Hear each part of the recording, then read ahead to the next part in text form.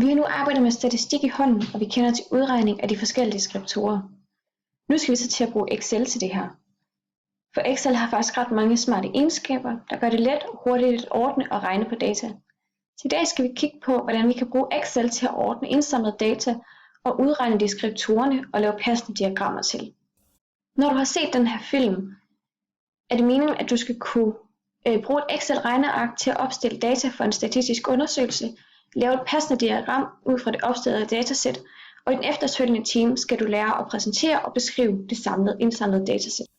Lad os som eksempel sige, at vi har spurgt eleverne i 5. B, hvor mange søskende de har. Det her det er de tal, de har svaret. For eksempel er der en her, der har svaret, en elev her, der har svaret, at eleven har 2 søskende. Ved observationen har vi sat 0 som det mindste, fordi det er det mindste tal, vi har i datasættet. Det største tal er 7, fordi det er det største tal, vi har i datasættet.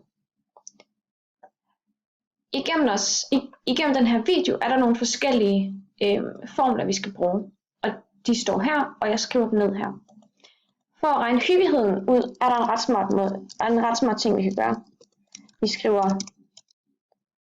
tæl.hvis, skal vi vælge område. Det er vores datasæt.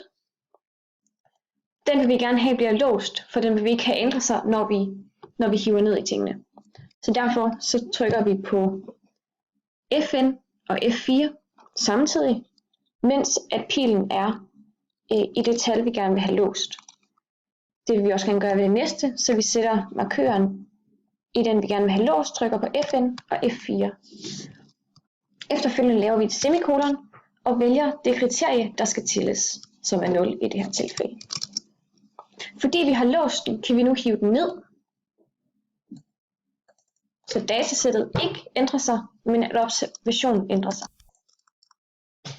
Så vil vi gerne finde ud af, hvor mange observationer vi har totalt. Det gør vi ved at sætte lig med og sum, parentes, og vælge det område, som vi gerne vil have lavet sum af. Formlen står også herovre. Og det gør vi nemlig, fordi vi skal bruge den i frekvensen.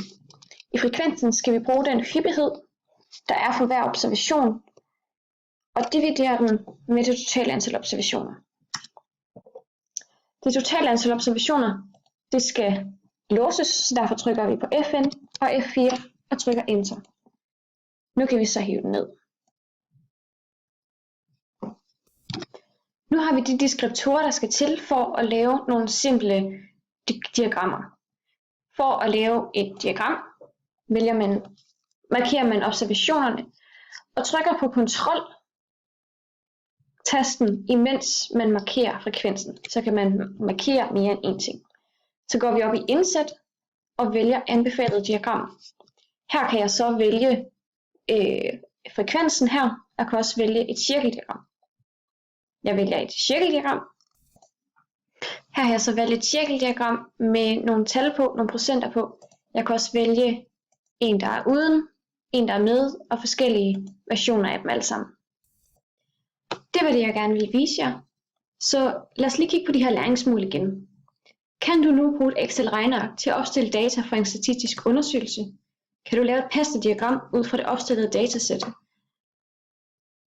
Det sidste læringsmål, det kommer senere. Hvis ikke du føler dig helt sikker i de her læringsmål og i hvordan man gør det her, så vil jeg foreslå at se den en gang til. For når vi kommer i skole igen, skal vi til at lave vores egne undersøgelser, hvor det er ret vigtigt, at vi kan finde ud af det her. Lad rigtig gerne videre med det her og prøv at udforske det, så I kan finde ud af det, når vi skal til at i gang med det.